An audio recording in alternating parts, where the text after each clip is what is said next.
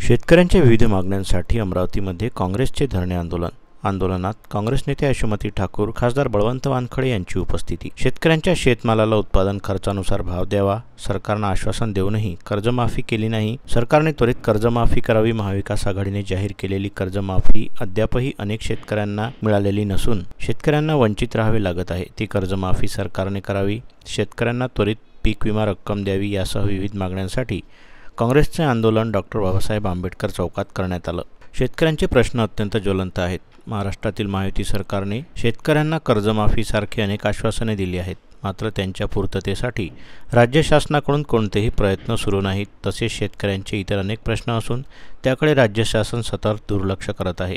या कारणास्तव शेतकऱ्यांमध्ये प्रचंड असंतोष निर्माण झालेला असून राज्य शासनाने अर्थसंकल्पीय अधिवेशन सुरू होत आहे। या अधिवेशनामध्ये शासनाने शेतकऱ्यांच्या प्रश्नांची सोडवणूक करावी अशी काँग्रेस पक्षाची मागणी आहे। त्यामुळे शेतकऱ्यांच्या हितांच्या अनेक मुद्द्यांवर आक्रमक होत काँग्रेसने धरणे आंदोलन केलं।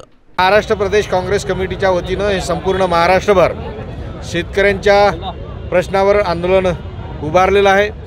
महाराष्ट्र प्रदेश काँग्रेस कमिटीचे अध्यक्ष हर्षवर्धनजी सपकाळ साहेब यांनी संपूर्ण महाराष्ट्रभर हे आंदोलन आयोजित केलं आहे। आम्ही अमरावती जिल्ह्याच्या वतीनं जिल्हा काँग्रेस कमिटीचे अध्यक्ष बबलू देशमुख, माजी पालकमंत्री आदरणीय यशोमती ठाकूर, वीरेंद्रभाऊ जगताप या सगळ्यांच्या नेतृत्वात आम्ही आज शेतकऱ्यांच्या प्रश्नावर हे इथं धरणे आंदोलन दिलेलं आहे। आणि हे यानंतर आम्ही रितसर जे काही निवेदन आहे ते निवेदन माननीय मंत्री महोदय, माननीय कलेक्टर महोदय यांना देणार आहोत। जे शेतकऱ्यांना यांनी हमीभावाच्या विषयी आश्वासन दिलं होतं, यांनी कर्जमाफीच्या विषयीचं आश्वासन दिलं होतं, परंतु शेतकऱ्यांची ना कर्जमाफी झाली ना शेतकऱ्यांच्या मालाला भाव आहे। म्हणून हे आज आंदोलन आहे।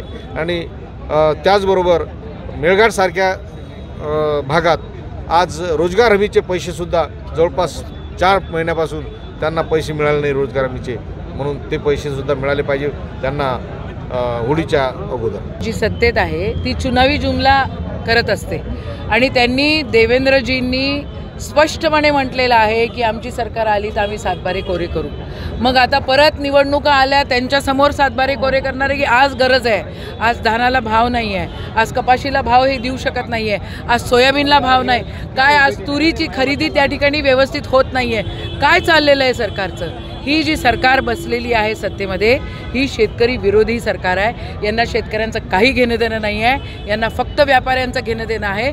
आणि त्याच्या निषेधार्थ, शेतकऱ्यांच्या समर्थनार्थ आज काँग्रेस रस्त्यावर उतरलेली आहे। आम्ही मूळ सगळेच जण शेतकरी आहोत, आम्हाला माहिती शेतकऱ्यांचे काय हाल होत आहेत आणि कशा प्रकारे हे सरकार चालवण्याचं काम हे लोक करत आहेत। हे सहन केलं जाणार नाही, शेतकऱ्याला हे सहन होत नाही आहे। सरकारचा निषेध आहे आणि 7/12 कोरा झाला पाहिजे अशी मागणी आमची आहे।